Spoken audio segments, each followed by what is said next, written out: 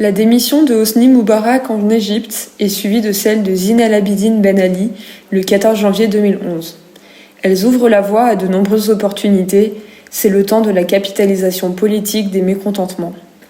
En Tunisie, c'est en octobre 2011 qu'ont lieu les premières élections libres qui vont élire les membres de l'Assemblée constituante chargée de rédiger la nouvelle constitution tunisienne. Ainsi, une transition de crise sociale à crise politique se manifeste et le passage de la mobilisation populaire à la mobilisation politique se traduit par la démission de Ben Ali et la mise en place d'une assemblée constituante. On ne milite plus dans la rue, mais au sein des instances de gouvernance. Face à l'évolution de la crise, quelle est la place réservée aux femmes ? Nadia Chaban, femme politique tunisienne, nous parlera de ses motivations à se présenter en tant que députée féministe à l'Assemblée, malgré le mépris du féminisme par le discours islamiste et intégriste. Celui-ci risque de remettre en cause les acquis de longue date, tout comme les confrères de gauche qui restent muets sur la question des revendications des femmes.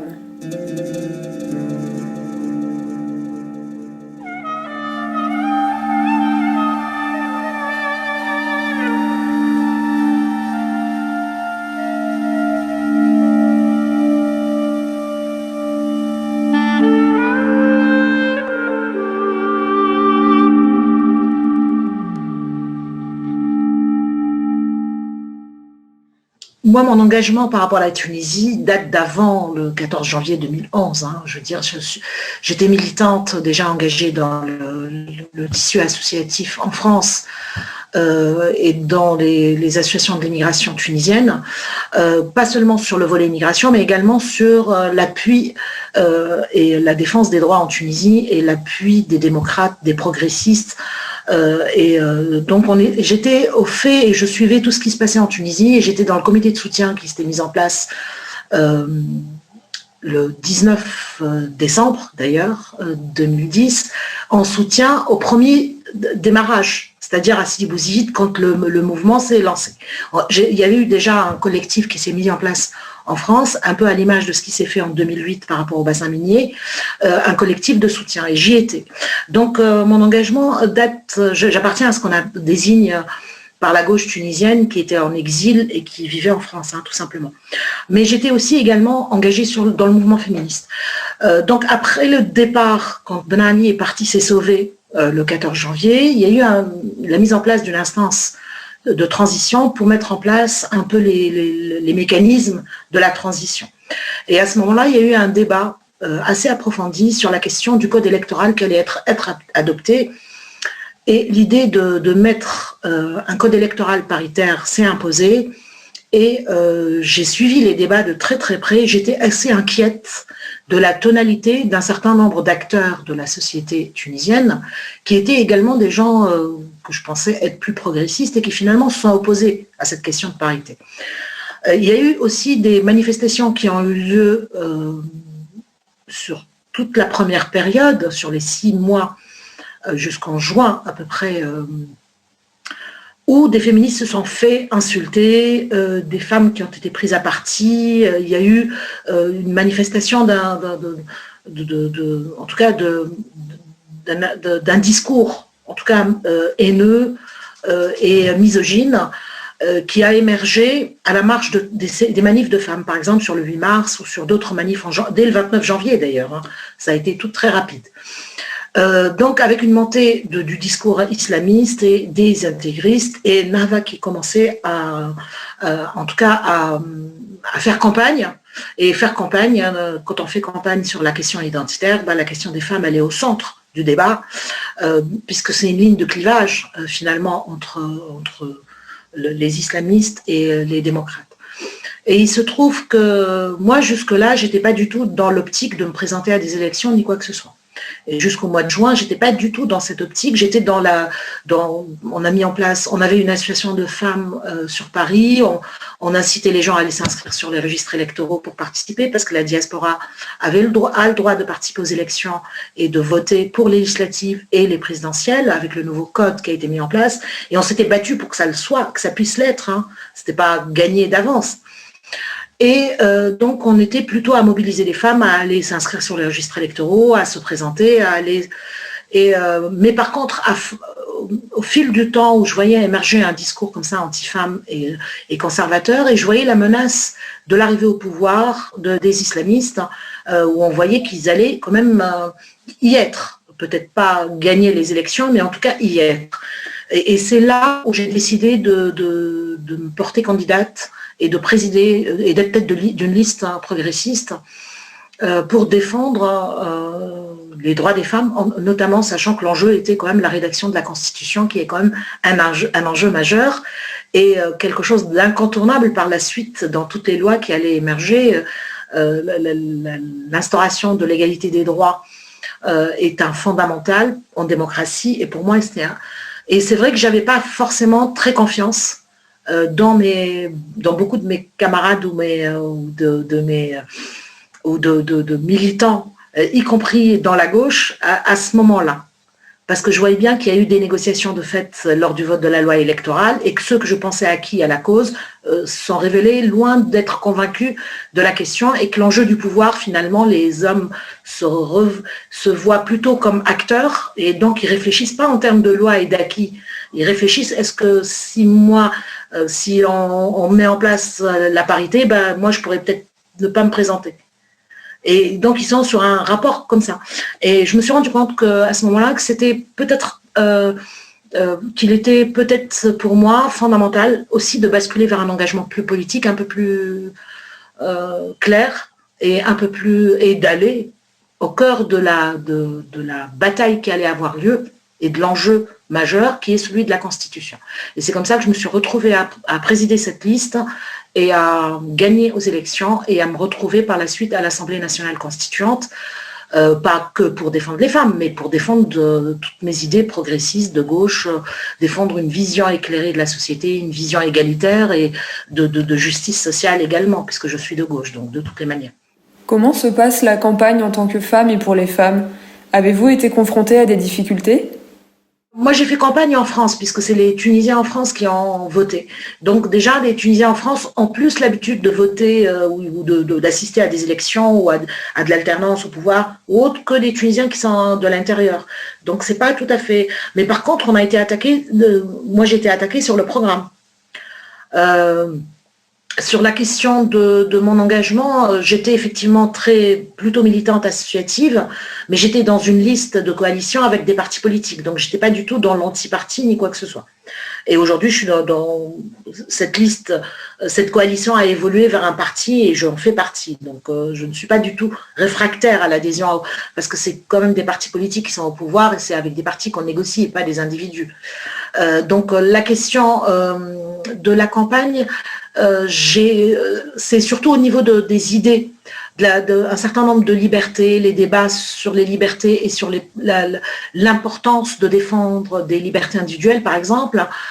C'était pas quelque chose qui était simple et évident. Il y avait pas mal de contradicteurs dans les salles où les gens n'étaient pas du tout pensés que la société tunisienne était différente de la française. Moi, j'étais souvent ramenée à des idées, parce que comme on était en France, on nous ramenait souvent un peu sur les problématiques en disant oui, mais vous voyez, le relativisme culturel, je l'ai vécu. Dans ce sens-là, oui, mais ça, on parle de la Tunisie, on ne parle pas de la France. Non, je n'étais pas dans la confusion, je défends bien les libertés individuelles et le droit de disposer de son corps, le droit de disposer de l'égalité d'héritage, le droit et c'est pas une question, c'est une question de fondamentale et c'est pas du tout quelque chose qui se négocie parce que la culture ne s'y prête pas non, il n'y a pas l'argument culturel ne tient pas. Hein. Donc c'est là-dessus que les attaques ont porté, mais mais c'est vrai que moi j'ai été épargnée par rapport à des candidates en Tunisie. Il y a des candidates qui se sont fait insulter, qui se sont fait agresser. Il y a des femmes qui étaient têtes de liste, qui ont subi des choses pas très simples à gérer hein, en termes de provocation publique, en termes de... moi j'étais à ce niveau-là beaucoup plus dans quelque chose de plus aisé, hein, de plus apaisé, si je puis dire. Donc le débat était plutôt argument contre argument, intellectuel, il n'était pas sur le registre de l'insulte ou sur le registre de la provocation, oui, mais comme toute campagne électorale, je veux dire, il y a de la provocation. C'est pas quelque chose ça fait partie intégrante, mais pas le registre de l'insulte et de la misogynie tel qu'on l'a entendu en Tunisie, oui. Et de toutes les manières, quand on attaque un tête de liste homme ou femme, on ne choisit pas les mêmes arguments pour l'attaquer. Quand on l'attaque sur des questions personnelles, sur l'engagement professionnel, sur la compétence, on fait toujours des procès de compétences pour les femmes. Moi, on m'a fait un procès de compétences, par exemple, et ça, la question ne s'est moins posée pour les têtes de liste hommes. Sur la question de, oui, mais écrire une constitution, vous n'êtes même pas juriste. Donc ça, on l'a entendu. Les femmes, on l'a entendu, beaucoup plus que les hommes, à ce niveau-là. Les hommes, je ne crois pas qu'ils l'aient entendu, d'ailleurs. Donc on nous cherche quand même la question de la compétence. Ça, c'est classique, hein, je veux dire, ça fait partie des choses qu'on entend encore aujourd'hui, d'ailleurs. Hein. Y compris en France, sur des candidates femmes en France. Hein, je veux dire, ça fait partie un peu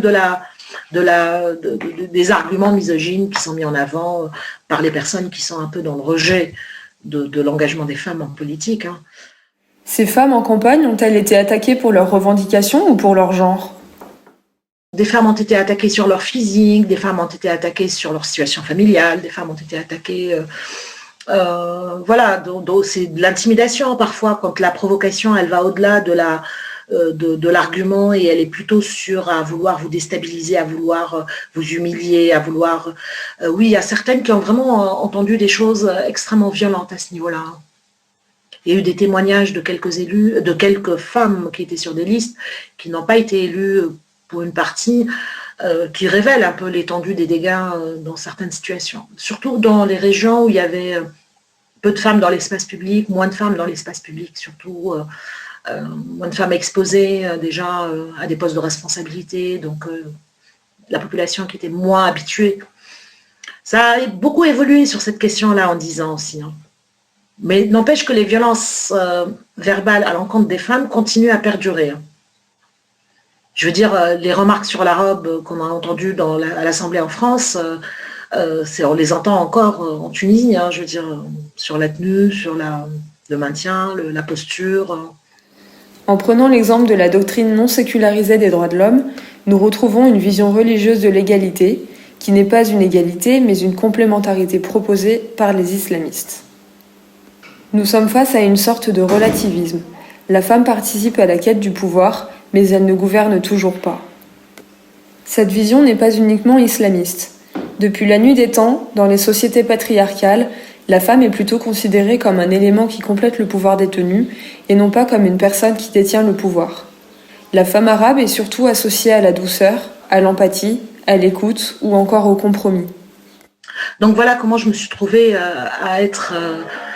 effectivement, ça a chamboulé toute ma vie. Hein, je veux dire, c'est pas quelque chose qui s'est fait comme ça parce que j'ai démissionné de mon travail, j'ai tout quitté, quoi. Je veux dire, et je me suis trouvée dans une Assemblée nationale constituante avec des gens de tous bords et beaucoup de conservateurs, parce que Nahda avait gagné les élections à ce moment-là et on s'est rendu compte que l'enjeu allait être encore plus compliqué qu'il l'était, qu'on avait pensé.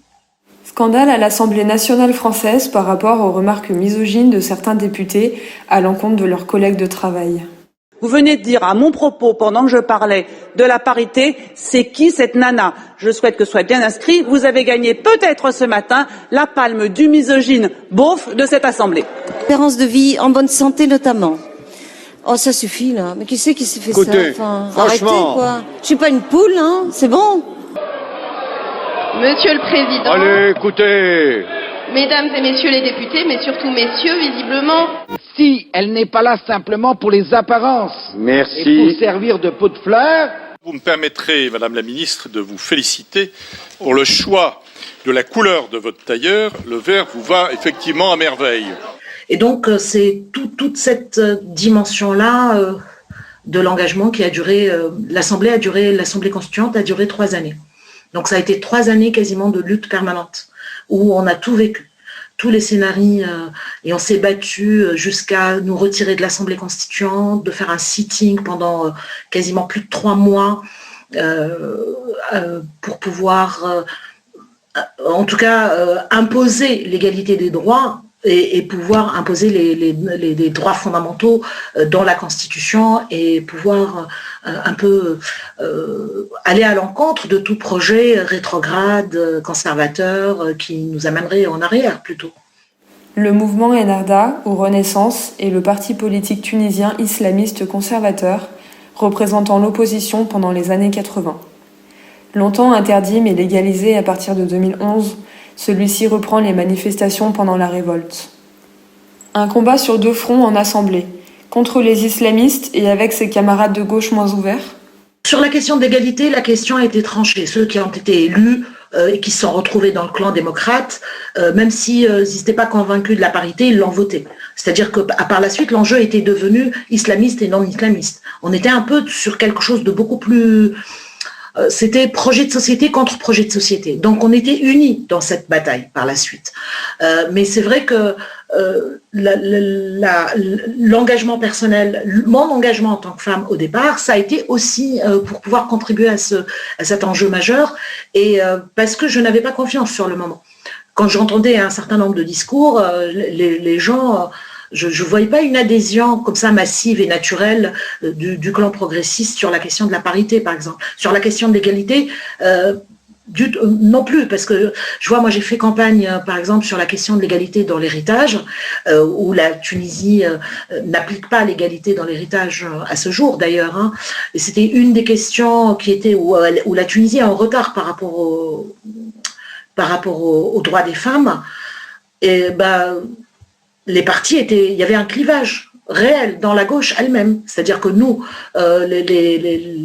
notre liste et nous, on défendait ce principe fondamental, alors que d'autres, ils disaient, bon, c'est peut-être pas le moment, il faut voir que la société évolue, il faut attendre que ça bouge. Donc, vous voyez bien qu'il y avait de l'hésitation et qu'ils étaient prêts à négocier sur la question des droits des femmes, de toute façon. Donc, c'est l'élément confiance de départ a enclenché mon engagement sur une liste électorale et par la suite, je me suis trouvée en minorité, parce que nous, progressistes, on était minoritaires dans cette assemblée constituante. On était on n'avait même pas le tiers de l'assemblée. Donc c'est aussi grâce à la mobilisation de la société civile, grâce à un certain nombre d'acteurs sur le terrain qu'on a pu obtenir la constitution qu'on a eue. Mais ça s'est pas fait dans la facilité, elle nous a amené jusqu'à un sitting, hein, je vous ai dit, pendant que des élus se retirent d'une assemblée et qu'ils couchent sous la belle étoile, sous la tente pendant 3 mois sur une place publique, ce n'est pas rien en termes de tension à ce moment-là et de clivage, de division au sein de l'Assemblée et de difficultés aussi face au clan conservateur.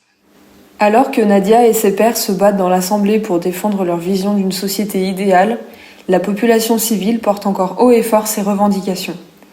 Les mobilisations qui ont mené à la révolution tunisienne n'ont pas cessé au lendemain du départ de Ben Ali.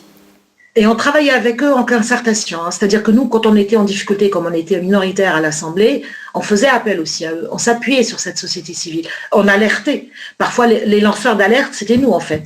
Quand on voyait qu'il y avait un truc qui allait passer et qui était dangereux, on lançait des alertes de manière à ce que les associatifs bougent et se mobilisent. Mais de toutes les manières, toute la Tunisie l'Assemblée était suivie 24 sur 24, quoi. Je veux dire, quand on siégeait jusqu'à 1h ou 2h, 3h du matin, les gens suivaient en direct. Tout était transmis en direct. Donc, c'est tout le pays qui a pu suivre ce processus en direct. Et c'est là où il y avait quand même quelque chose d'extrêmement fort, hein, et d'intense.